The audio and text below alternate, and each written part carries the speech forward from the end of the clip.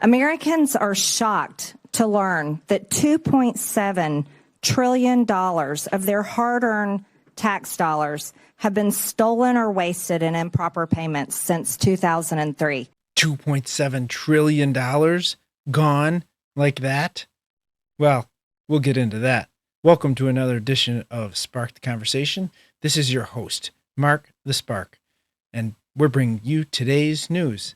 Today, we're going to talk about Zelenski's trip to the White House, what a bombshell that turned out to be, an update on New York's prison guard strike, and some other topics as well. Thanks for joining me. Don't forget to like, subscribe, share with a friend, follow, and leave a comment below if you have any things you want us to cover, or questions, hints, recommendations, whatever you think, leave it down below. Let's get into it. So before we get into the biggest news of the day, which is obviously Zelenski's trip to the White House that happened this morning, we are going to cover this $2.7 trillion that was, a lot of people are saying that it was illegal payments or, fraudulent payments overseas. And there's some truth to that, some not truth to that. We're going to cover that a little bit. But it all stemmed from this first press conference. Carolyn Leavitt was asked a question by a reporter, and it was phrased in a way that was kind of misleading, and that kind of drove the whole narrative of the rest of this discussion and some of the confusion about it. Here's that clip. To DOGE just for a second. Earlier, the subcommittee headed by Chairman Marjorie Taylor Greene, her and her staff discovered $2.7 trillion in improper payments to Medicare, Medicaid, overseas, to people who should not have gotten it. Some of this room might have missed that press conference. Can you elaborate on what the president is thinking at this point? Well, again, that's another example. There's a very long list of the fraud, waste, and abuse that DOGE is identifying on a daily basis. Elon Musk also talked about yesterday about Social Security payments that are going out the door for people who are no longer with us. Unfortunately, I would say that is certainly fraud. There's also a lot of contracts they've identified that, just as a hypothetical example, are $1 million, but only 500,000 went out the door. So where's the rest of that cash? And so that's the thing. Those are the things that DOGE is working on every single day. And I would just remind everybody in this room, this is what President Trump campaigned on doing. He's delivering on a promise. And so Carolyn Leavitt kind of sidestepped the question and just proclaimed the truth that Donald Trump is delivering on a promise, that he was going to create reform and dig into all these expenditures that the federal government is going through and putting out on a yearly basis. That's just astronomical, that put us at $2 trillion behind yearly, and also $37 trillion in debt overall, which is just continuing to spin on the debt clock at an astronomical speed. So she's just talking about the fact that he's looking into all this kind of stuff. Now, she didn't really dig into the question too much. And like I said, the way that the question was worded was misleading and led to a bunch of people talking about it again. But this is a little bit of old news. This money was found previously, and it was over a long period of time. It wasn't like this is 2.7 trillion going out every year. This is cumulative. And so to give us a little more perspective, the question was based on Marjorie Taylor Greene, who is working on the committee for finding some of this waste, fraud, and abuse. And she brought this up as more correct terms. And here's that clip. Americans are shocked to learn that $2.7 trillion of their hard-earned tax dollars have been stolen or wasted in improper payments since 2003. You see, in the private sector, companies can't continue to run if they keep employees that allow waste and abuse with their resources. But that has continued for decades here in the federal government. Mr. Talcove, do private sector companies have a lower rate of improper payments than the federal government? Yes, the fraud rate, the that the criminals are taking advantage of in the public sector is around 20%. In the private sector, it's around 3%. And it's really because the tools that are used in the private sector aren't used in the public sector. Front-end identity verification, self-certification, and then finally making sure that individuals are who they say they are. If we start using these tools, you will see the fraud rate go down dramatically, because for the most part, this fraud isn't taking place by real individuals. It's individuals whose identities have been stolen on the dark web. And so you can see Marjorie Taylor Greene there provides the correct context that this is actually fraud, waste, and abuse found in the system since 2003. So this is not just the past year. This is not just, a new thing that DOJ has found. This is actually something that was found before. So now all these articles are flipping out because they're saying that DOJ is taking claim to finding this fraud, waste, and abuse. Not really. They're just bringing it back up again and making sure that the American people remember that these systems are so inefficient and poorly managed that this money is being wasted and being lost in the system, which I think no taxpayer should want that. And so now we heard yesterday that Hakeem Jeffries is trying to fearmonger, saying that the Republicans are trying to make cuts from the Medicaid system. And that is not true. The fact is that they are trying to cut out the fraud. They're trying to cut out the waste and abuse. That is the only cuts that they're interested in making. Trump has said numerous times that he is not interested in making cuts to the benefits system. He is not interested, and it's not beneficial to most politicians to do that. Now, I would argue, because it doesn't benefit me to argue against it, that there is a ton of fraud, waste, and abuse, obviously, but there is also a way too much going out the door. I think beyond the fraud, waste, and abuse, there are also people, you could, I guess, classify it under abuse, but they probably fit the criteria for receiving money from these systems.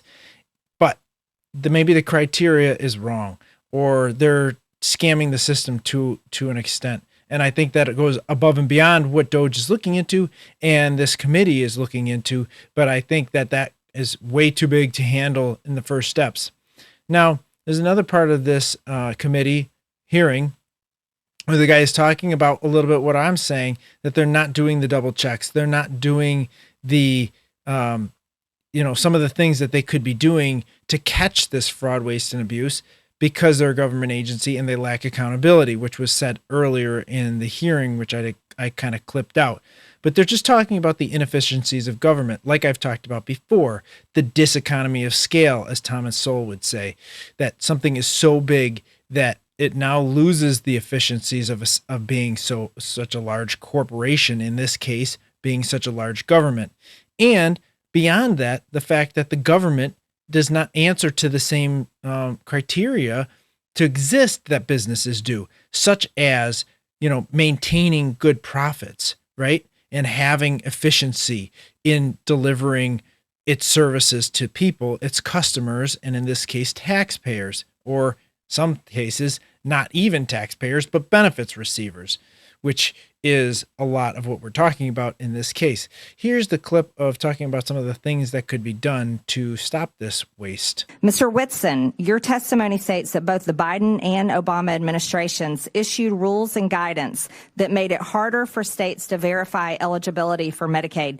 You say that repealing Biden's Medicaid streamlining rule would save $164 billion over 10 years because the rule restricts eligibility verification that states can perform. Can you explain why this rule is so costly?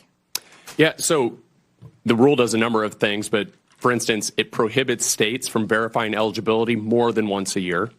So for non-disabled folks to just go in and look and say, hey, are you still eligible for the program? It says you are forbidden from doing that any more often than once a year. And so obviously people's lives change, and so they may become ineligible, and so it's designed to keep them on the program. Another thing, it prohibits in-person or phone interviews to verify their identity. So people apply for it, and then the person on the other end says, well, I just want to call and make sure this is a real person, not someone in another country or whatever. The rule prohibits that.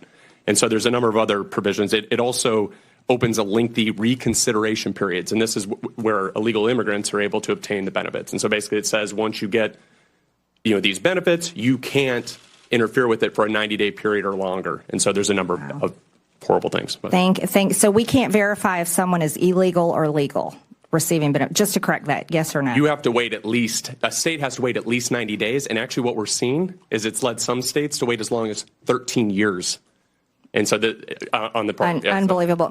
I agree with her. That is unbelievable. But as was said earlier in the hearing, that there really is no incentive structure for states to look into the fraud that is taking in federal dollars. And if you think about it, it makes a whole lot of sense, because if the state is the arbiter of these programs, but it's federal money, that's saying that the politician is basically, the state politician is able to, use that as part of its platform for being reelected and gaining votes from these people, but it doesn't have any accountability to it because it's not even the state's money. So, I mean, it would be like you're handling somebody else's money, making their budget decisions, and it doesn't affect your life. It affects their life. And if you can say, hey, you got plenty of money to spend to go on vacation, and it makes you popular, and you're not accountable to it because there's more money coming in, it's just a bad system is what it is. So we need accountability systems. We need something some kind of system in place to watch this. And, I go back and forth on this because to some extent you have government agencies watching government agencies, and it's really not effective. So we have to find some way to make these agencies accountable to the voting public.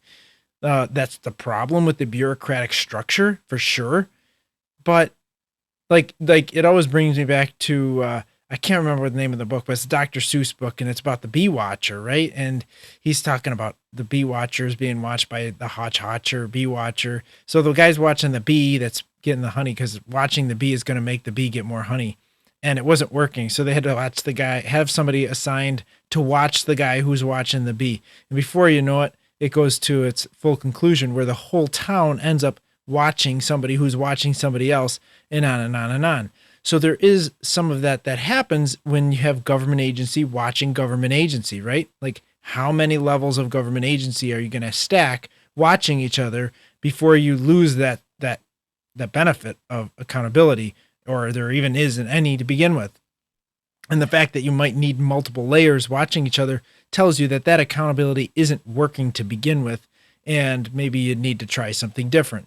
So that's where bringing a lot of these private entities like Elon Musk and like all these unusual people that Trump has brought into his cabinet and other advisory positions has been such a great thing, and I think will be beneficial to the country, is because they're not used to the status quo. They're not already programmed to do things in the way that government does it. They're programmed to do things with accountability of investors, or the accountability of customers, or even the accountability of their employees, right? So they're used to all these incentive structures that aren't your typical government incentive structures, and it creates this a possibility for new things in government, not the same old. So that's beneficial there. Before I want to go to the main news story, because there's a lot of stuff coming out of this Zelenski meeting in the White House today, and I want to cover a lot of those clips. So I'm going to roll through those pretty fast. But I wanted to get back to this New York State prison guard strike, which is an evolving news story. It is, like I said, finally hit the national news. Matt Walsh at the Daily Wire has been focusing on this and doing great work on it. So definitely check some of the stuff out that he has released. We released some of the clips yesterday of the Greenhaven Correctional Facility that has, a lot of these surveillance videos coming out with fights, attacks on both guards and inmates.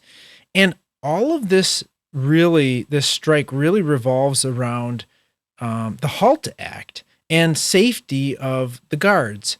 And the fact that in the last couple of years, since the HALT Act has been put in place, really, the attacks on guards and other inmates as well has increased by like 150%, which is crazy. Just imagine your workplace and your hazards increasing by that much. That's extreme.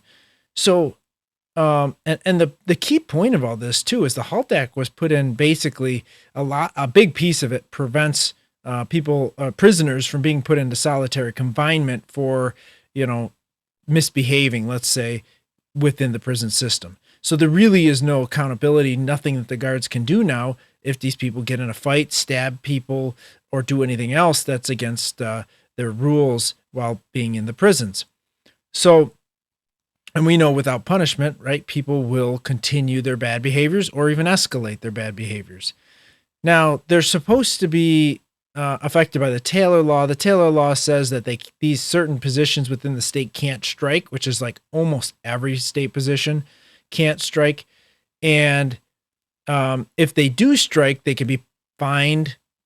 Typically, the fine is a 2 days pay they lose for every day they're on strike. But the corrections officers have said, enough's enough. This needs to stop. I'm going to get killed or injured seriously at work. These conditions are so unsafe that I don't care that we're going to be punished. This needs to stop. And so, they're taking this big risk to go out there. And actually, there is an exemption to the Taylor Law saying that if you are experiencing seriously hazardous conditions at work, that you can still strike. And I think that this definitely falls under that. Unfortunately, the justice system in New York is extremely one-sided, as is most in our state government. And pretty much you would have to get to the federal level to be able to even have the potential of winning a court case. So that is not going to be an option for them. The better option is to win the court of public opinion, which they are winning right now, especially now that this is escalated to the federal level. The question is going to be, who can outlast the other? Will the state outlast the corrections officers because they have unlimited resources, but they do face a public perception problem? Or will the prison guards run out of money personally? And I assume they may, ones and twos will, and trickle back to work. Will that be enough to stabilize the system and make the state government able to hold out longer? We will see. But here is one person talking about what's going on within this prison strike. I find it absolutely astounding that the governor doesn't understand that she's got a strike on her hands and what it's about. And it's about what it's been for 5 years. All you have to do is talk to her own docs commissioner, who, oh, by the way, I said weeks ago needs to be terminated, and he's still on the job. It's his job to make sure that this information is getting to her ears. If the governor is admitting herself today that she doesn't know why docs is on strike, she needs to have a conversation with one of her subordinates. He should be able to tell her why. But if she's listening, I'll tell her why. It's because you've got an 81% increase of inmate assaults in the last 2 years since HALT was implemented. You have a 30% increase on our staff. Now, as an employer, we have an obligation to protect our staff. The staff walked off because they feel unsafe. They didn't walk off because they're not happy with their hourly rate, because a lot of them, because of all the overtime she's given them, are making a lot of money. I don't know how they spend it, because they're always behind the walls about as much as the inmates are. And he makes some good points there, especially about the fact that this is not related to the money. This is related to the safety conditions. And so this article covers a little bit of what's going on there. This is out of the Daily Record.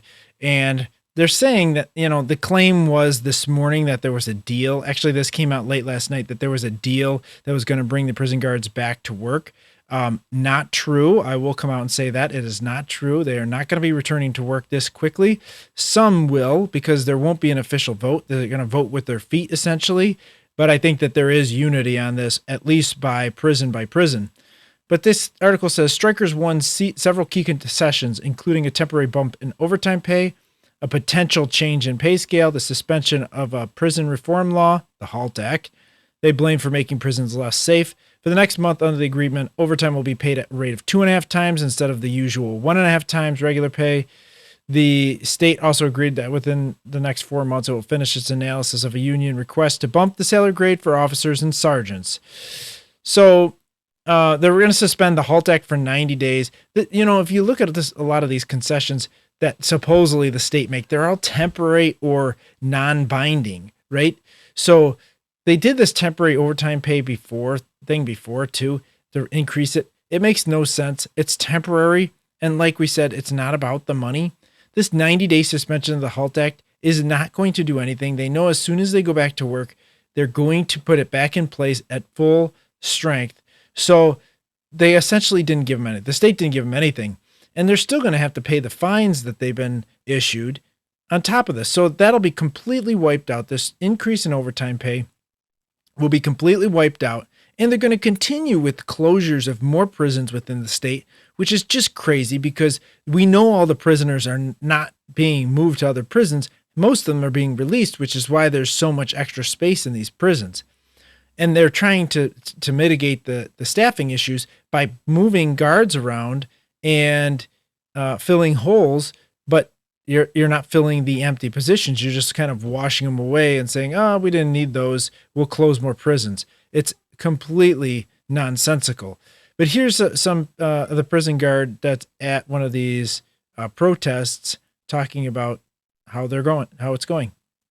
Striking workers continue to cover their faces out of fear of retribution outside of Sing Sing Correctional Facility in Ossining. Some, we're told, went back to work Thursday after the state of New York listed names in court filings this week trying to force an end to the strike. With all the threats the governor's office has made, with staff being served with their court orders, I understand why someone would not want to be out here. So some people have gone back to work because of that? Yes. Striking correction officers and sergeants say they want HALT reforms rolled back, which reduced solitary confinement. Since HALT took effect in 2022, assaults on staff have spiked, recruiting has taken a hit, and officers have been forced to work mandatory overtime.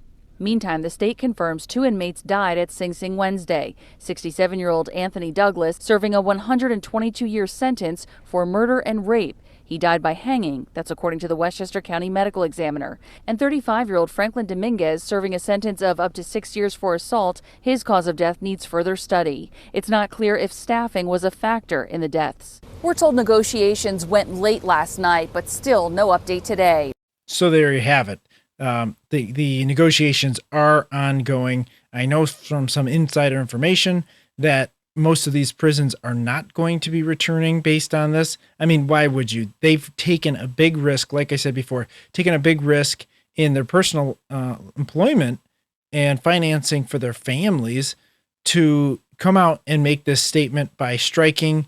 And, they're not going to just roll over now when they really haven't even got anywhere. It would make no sense. It would have made the whole thing pointless to begin with. Now, the whole thing is kind of kooky because this is a non-sanctioned strike by the union. Like I've said before, it's partially because the union is kind of rolled over on these people, but also partially because they would go to jail. Like the union leadership could be put in prison while this strike is ongoing and suffer some consequences for it. But while it's a non-sanctioned strike, who is the mediator talking to? The union leadership, which is, again, doesn't make any sense. So the union leadership is negotiating with the mediator, which the mediator is basically working on behalf of the state. The mediator has made a statement saying that something like, these employees are very disgruntled, more so than what he's dealt with a lot in the past. But they're not going to be voting on it. So the union is doing the mediation on behalf of the strikers who are striking without union approval, and then they can't vote because it's not a union sanctioned strike. It's very, very crazy.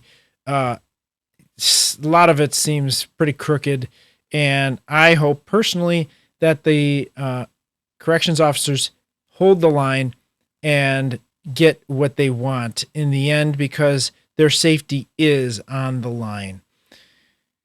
So in another funny little news story, there's a letter from AOC, Alexandria Ocasio-Cortez. Remember how she was talking about, providing tips, I guess, or advice to illegal immigrants on how to avoid ICE detainment? Well, now she's a little bit concerned that there might be some repercussions legally for her since she did that. And she sent a letter to the Attorney General, Pam Bondi, asking if she will be investigated on this. And I'm going to put that up now. Okay, so the letter says to the Honorable Pam Bondi, Attorney General of the United States. This is coming from Alexandria Ocasio-Cortez. She says, Dear Attorney General Bondi, I write to request clarity on whether the Department of Justice has yielded to political pressure in attempts to weaponize the agency against elected officials whose speech they disagree with.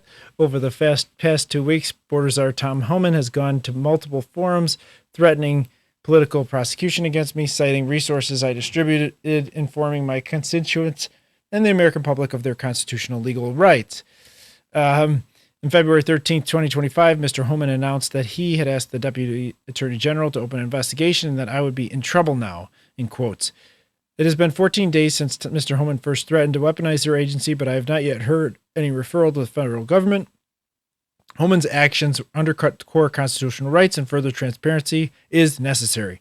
I'm sure you are aware of the First Amendment of the United States Constitution.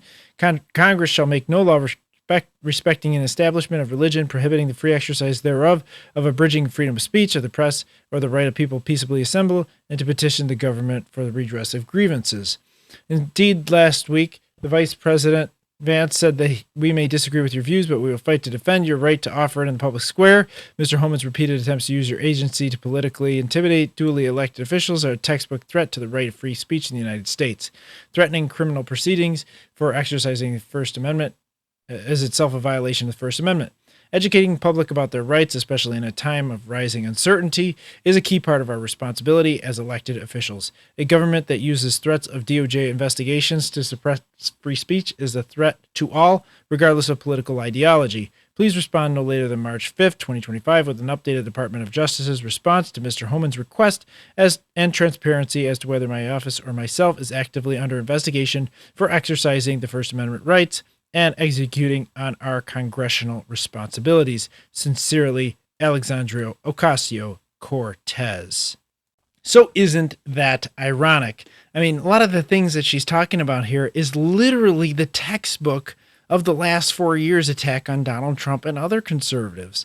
Like, they have no mirrors, right? They have the complete inability of self-reflection.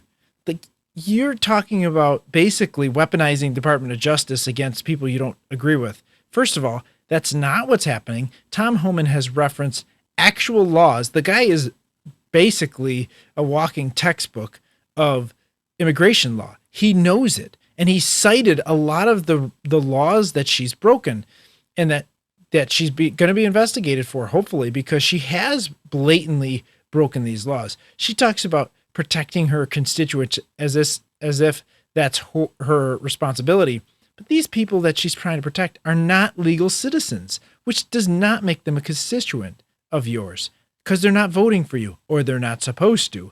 We know that there's probably a lot of that going on, but it's unprovable because they've made the system so that you can't track anybody because you can't ID anybody in in the People's Republic of New York. I almost caught New York State by accident so often. It's a Freudian slip, I guess. But like in the People's Republic, you can't ask people for ID to show up to vote, to prove who they are. Okay, and now we see that you can't do that to receive our tax benefits as well. And not even tax benefits, but like, just benefits, because a lot of these people aren't paying taxes. So regardless, it is entertaining to see her send this letter because she's clearly on the edge of her seat. She's actually kind of like poking the bear a little bit. Like, hey, are you guys coming after me or not? It's just silly. It's funny though. Entertaining to say the least. So anyways, let's get to our main news story today. President Zelenski from Ukraine visited the White House. The idea, and Trump's been promoting this all week, a little bit in the last week too, I believe, that Zelensky was going to be showing up today to sign a mineral deal so that this would also provide future protections for Ukraine. And it would give the United States interest in protecting Ukraine because we'd be making money off it, essentially. And the other benefit to this would be it would keep other countries, i.e. China, from going in there and stealing their minerals as well. So there's like multiple benefits to this deal, both for the Ukraine and for the United States. It recuperates a lot of the money, maybe more, that we spent there, and also helps Ukraine by providing protection, as I said before. But the meeting didn't go so well. We'll clip into the first one where they were kind of peaceable. It was kind of funny when President Zelensky first shows up to the White House, and Donald Trump, who is a walking meme, like everything he does, absolutely hilarious, talking about Zelensky's attire as he shows up, because as we know, ever since the war started, Zelensky has been wearing his kind of like this dark green attire. And I think it's just kind of like a show to remind people every time they see him that, oh, we're a country at war. There's no time for dressing up. I'm just one of the people kind of things. But it is funny to hear Donald Trump point that out. Here's that clip. Pretty close. How are you? Pretty shut. He's all dressed up today. President Trump, what's your message to Vladimir Putin, sir? President Trump, you got a message to Vladimir Putin. Thank you very much. Thank you so much. So that was kind of funny. Just interesting little quip between the two of them. It was a little bit of a fun jab. I mean, he says it a couple times to make sure that it sticks and make sure that everybody heard what he was saying. And it was just whatever. It is what it is. And of course, the left's getting all butthurt about this whole deal because they're like, oh, it's not professional. This stuff is always done behind closed doors historically. We don't do this kind of stuff. And as the day goes on, the left melted down even further, which you'll see why. But it is, like I said, just transparent. We're going to see some of those clips. But first, we just got a little bit into friendly nature type stuff, a little bit of discussion about freedom of speech. We saw when the Prime Minister of the United Kingdom was there yesterday. They talked about it, and there was a little bit of heated back and forth about that with J.D. Vance. So there was a question from a reporter about that, and J.D. Vance and Marco Rubio put in a little bit of additional on top of that regarding freedom of speech. Well, we actually spoke to him about that yesterday, and we thought they took it very, very much too far. J.D. was very strong on it. So was I. So was Marco, and we've been speaking to him about it. Marco, would you like to say something about that? We have concerns, obviously, with the conduct of those, particularly as it impacts Americans. And there's real concern that American speech, which is online, could fall into the hands of British or any country's jurisdiction. And so this is a point the Vice President made in Munich, and I think it's a very compelling one that unites us with Europe as much as anything else is these shared values, and one of them being free speech. And so if Americans are threatened by it, we're going to need to take action in that regard. So that was probably the most peaceful part of this whole interaction. And so that's why I wanted to kind of ramp up into it's hard to tell what the order of that was. A lot of times the question period comes afterwards. So that probably was actually later on in the press conference, the meeting between these two countries. But it was interesting to see, and I wanted to put that in there before we got into the meat and potatoes of this whole thing. So now we're going to get into the part where it gets hot. And like I said, the left completely melts down in this because some of them are saying, oh, this is fake. This didn't really happen. Oh, this and that. And then some are saying it was unprofessional. And some are saying both because they don't have to be consistent on the left. They have no standards. And they just say whatever they feel. So it's kind of interesting to see all the different perspectives, even coming from the same people. But this is J.D. Vance calling out President Zelensky on the disrespect that he's brought into this meeting. And, you know, this is not something that's just new because there was actually a report from the Biden administration saying that Joe Biden had basically lost his temper against Zelensky at one point too, where they were sending them money and Zelensky's like, well, where's the money? I need the money. And Joe Biden basically said the same thing. You're so ungrateful. You wouldn't even exist without us. And this is true. J.D. Vance also points out a fact during this press conference that, you know, they're arguing in the court of public opinion, which is the only reason the United States really got involved in this war anyways, is because the court of public opinion kind of persuaded it and pushed it. And that's why the Democratic Party, the Biden administration, slow-walked aid to Ukraine, because if you remember, they were only going to give them like some weaponry and then a little bit more. And then they finally gave them tanks and then they finally gave them airplanes. And it was like slow walked. Whereas if they would have given them everything to begin with, they probably could have, stemmed the war early. But it was all based on feelings, public opinion, and there was really no leadership there, unlike this. So here's a clip of where J.D. Vance steps in and tells him he needs to be more respectful and thankful. I'm talking about the kind of diplomacy that's going to end the destruction of your country. Yes, but if you are Mr. not President, strong... Mr. President, with respect, I think it's disrespectful for you to come into the Oval Office and try to litigate this in front of the American media. Right now, you guys are going around and forcing conscripts to the front lines because you have manpower problems. You should be thanking the President for trying to bring an end to this conflict. Have you ever been to Ukraine that you say what problems we have? I have been to. Come once. I've actually watched and seen the stories, and I know what happens is you bring them on a propaganda tour, Mr. President. Do you disagree that you've had problems bringing people into your military? We have problems. And do you think that it's respectful to come to the Oval Office of the United States of America and attack the administration that is trying to prevent the destruction of your country? A lot of questions. Let's start from the beginning. Sure. First of all, during the war, everybody has problems. Even you, but you have nice ocean and don't feel now, but you will feel it in the future. God bless. You don't know that. God bless. You don't God know bless. That. You will not have a war. Don't tell us what we're going to feel. We're trying to solve a problem. Don't tell us what we're going to feel. I'm not telling you. Because you're in no position to dictate that. That's Remember exactly this. I'm not You're dictating. in no position to dictate what we're going to feel. We're going to feel very good. You will feel influence. We're going to feel very good and very strong. You will feel influence. You're right now not in a very good position. You've allowed yourself to be in a very bad position, and he happens to be right about it. From the very beginning of the war. You're not in a good position. You don't have the cards right now. With us, you start having cards. Playing cards. But right now, you don't. Yeah, you're playing cards. Mr. President. You're playing I'm very cards. serious. You're gambling with the lives in of war. millions of people. You You're gambling with World War III. What do you think You're about? gambling with What do you World think War about? III.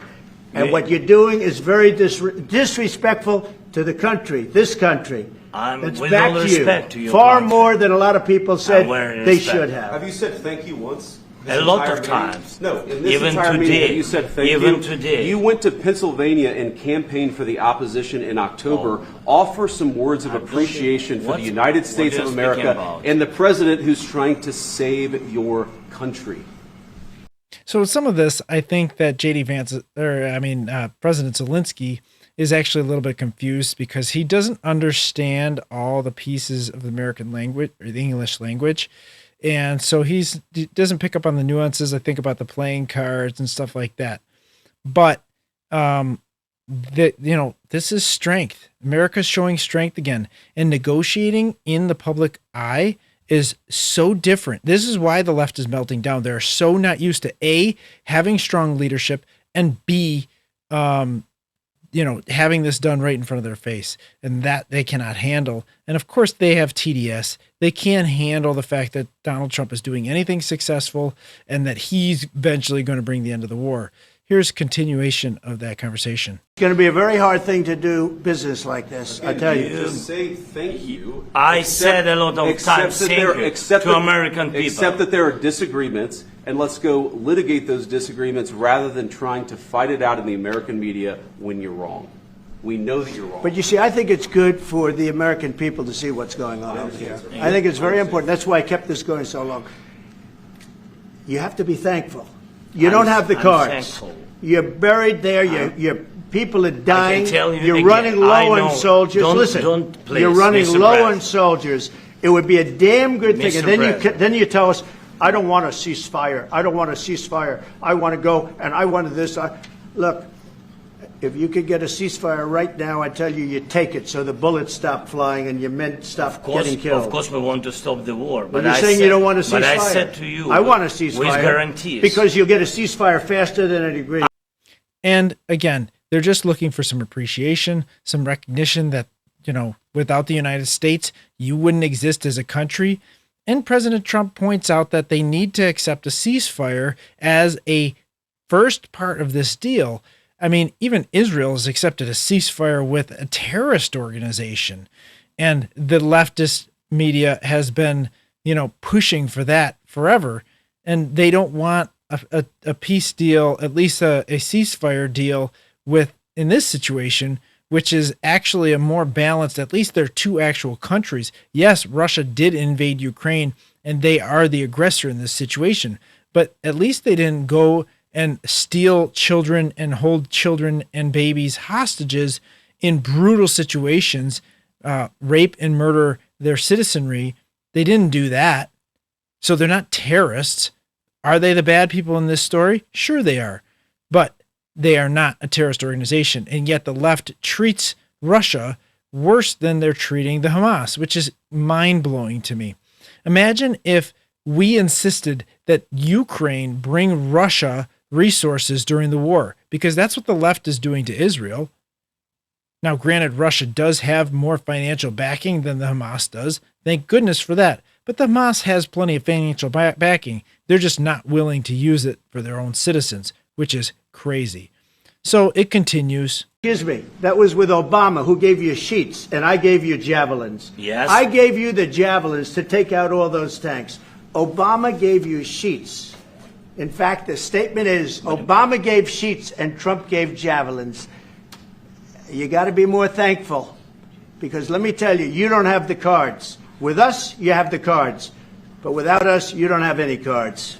And so eventually President Zelensky had to be to accept the finality of this statement, the fact that with the United States is the only way that you have negotiating power to make a peace deal, especially a lasting peace deal with Russia.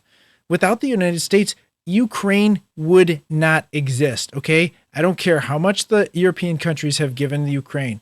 They have not given enough to sustain Ukraine in this war. The United States has been the key partner in this. Not the European countries have done very little, have offered very little support.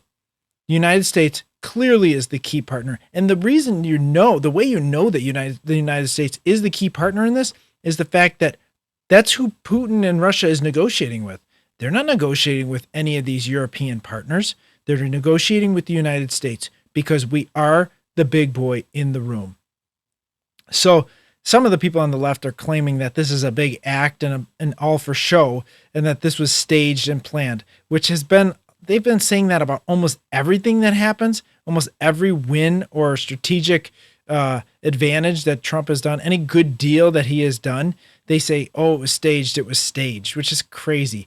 But here's something, a video clip that I want to point to that proves that this was not staged.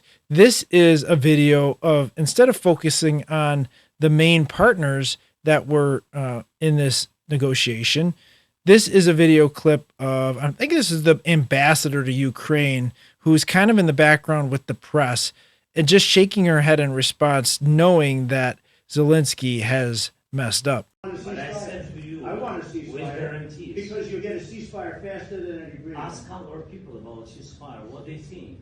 So she's clearly disappointed in the outcome here, realizing that they are on the losing end of this. And she kind of reaches, I think this is the point when she realizes there's not going to be a deal today. So and one thing you got to remember that Zelensky, before he was president of Ukraine, he was an actor / dancer. Okay. And there's many video clips out there of him wearing some pretty bedazzled outfits, doing some dancing routines and acting. So while the left can claim that and maybe point to that as, some of his expertise in acting, although you can't point to that for J.D. Vance, Donald Trump, on the other hand, has done some acting work. But the fact that she is acting in this way, not acting, really showing the fact that all her cards, showing that she's disappointed, showing that she realizes they've lost, I think proves to the point that this is not all an act. Now, the show's getting a bit long, so I'm going to go through some clips of the fallout following this negotiation process. Zelensky went on the Bret Baier Show on Fox News, and I'm just going to roll through some of those clips, including a clip from Lindsey Graham talking about, even though he supported Ukraine throughout this whole war, supporting Donald Trump and his strength in dealing with this situation, because this war can't go on forever. Part of security guarantees. Now we want to find the place for our biggest strategic partner, for the United States, or United States will propose where and how the United States will give us security guarantees, what kind of and what part of volume of security guarantees. And when we will be ready with this, we will come to diplomacy. To diplomacy, yes, with Russians, Europeans, United States, and we. Four of us, I think this is real way, because with weapon it's too long, it's not enough. We don't have enough weapon to push them out, and we don't see now, for now, we don't see really big volume of new support from the United States, but with all respect again. So for today, we'll be ready with security guarantee. Senator Lindsey Graham, Republican from South Carolina, he has been a big proponent of you and of Ukraine, said this today after the meeting. I have never been more proud of the president. I was very proud of J.D. Vance, standing up for our country. We want to be helpful. What I saw in the Oval Office was disrespectful, and I don't know if we can ever do business with Zelensky again. He either needs to resign and send somebody over that we can do business with, or he needs to change. So he says you need to consider resigning. Is that on the table? I don't know if he will be happy after my words. This decision can do only people of Ukraine. You're not going to step down to do a peace deal? No, I was always ready. I'm not sure that is a good idea for this such proposals. But anyway, I always said if United States will support NATO, so I think that it's enough for Ukraine. So I think I did all I had to do. And if somebody is not happy with me, okay. But between us. Yes, Americans vote for American president. Each European country vote for their president, and only Ukraine. With all respect to Lindsey, if I can say Lindsey, we know each other. Yes, and only Ukrainians. Democrats vote for their president. I want to be very honest. I want really him to be more at our side. I will explain why. Because it's not just that the war began somewhere between our countries. The war began when Russia brought this war to our country, and they're not right. They didn't respect our territorial integrity. They brought the war on our territory, to our families, sorry for repeating, to our houses. And they're not right. And of course, all the Ukrainians want to hear strong position of the United States on our side. From one side, it's understandable. From another side, he wants to find some way of dialogue with Putin. But he always said, as I remember, he always said that peace through strength. And that's why I think that he's strong, United States strong, two parties together in this question, two parties always together against Russia. You're very strong to do strong steps against Putin. Americans are worried about, last thing, Mr. President. Yeah. Do you think your relationship with Donald Trump, President Trump, after today, can be salvaged? Can be? Yes, of course, because it's relations more than two presidents. It's the historical relations, strong relations between our people. And that's why I always began with to thank your people, from our people. And this is the most important. And of course, thankful to President and of course to Congress, but first of all to your people. Your people helped to save our people. People, the first. Human rights, the first. This is very, very important. And we are thankful and sorry for this. We wanted very much to have only strong relations, and I'm very confident that we will have it. And in our last clip, we're going to go to CNN, where we're going to see some of the fallout from the left side of the aisle. And they're just referring to a bunch of foreign leaders coming out in support of Zelensky after this meeting. Now, it's funny that these people are supporting him, over X or through social media, but they haven't shown up with the paycheck or the checkbook like the United States has. They have not actually given physical support. They are only here for moral support. Here's that. European leaders are reacting, their support coming so quickly we haven't had time to put together individual responses, but we'll read a few of them to you. The Prime Minister of Spain writes, quote, Ukraine, Spain stands with you. The President of Lithuania writing, quote, Ukraine, you'll never walk alone. The President of Moldova, quote, the truth is simple. Russia invaded Ukraine. Russia is the aggressor. Ukraine defends its freedom and ours. We stand with Ukraine. From Germany, quote, Germany, together with our European allies, stands united alongside Ukraine and against the Russian aggression. Their defense of democracy and their quest for peace and security is ours. Also, Sweden, quote, Sweden stands with Ukraine. You are not only fighting for your freedom, but also for all of Europe's. So I would just say one thing to that. Either put up or shut up. Like, guys, moral support is not needed here. Come with the checkbook or don't get involved. The United States has been the key leader in this. Zelensky has acknowledged it. Putin has acknowledged it. Everybody in the European Union, the United Kingdom even acknowledged it, that they said they need to spend more on European protections. So guess what, guys? If you're not going to be there financially, if you're not going to be there with weapons or actual, support, then you're not there at all. And tough cookies. Anyways, the interesting part about what Zelensky said in the Bret Baier show is that he's talking about elections, would he step down? And he's saying, well, nobody gets to pick people but Ukraine. It's like, well, nobody's saying the United States would pick the next leader. They're just saying you would be done, and then Ukraine would have elections. Now, granted, I'm not sure it's the appropriate time. There is a big mess in Ukraine, and during wartime, I would imagine that any country that has this much chaos going on within it would probably declare martial law, and the current leader would stay in charge until that was resolved. However, there's a lot of things flying around regarding that. But some of these other countries getting involved, trying to be, play a part in pushing the narrative of these negotiations. And the United States is looking out for our best interest too, which is the key, right? We're not just giving you money for your benefit. We're going to get a benefit out of it too. So there's a bunch of different aspects to all that. Anyways, those are the news stories for today. I'm going to wrap it for now. Thanks for coming to watch. Don't forget to like, subscribe, share, and leave a comment below. And we'll be back on Monday. Thanks for watching. Don't forget to go out and volunteer for something meaningful and spark the conversation.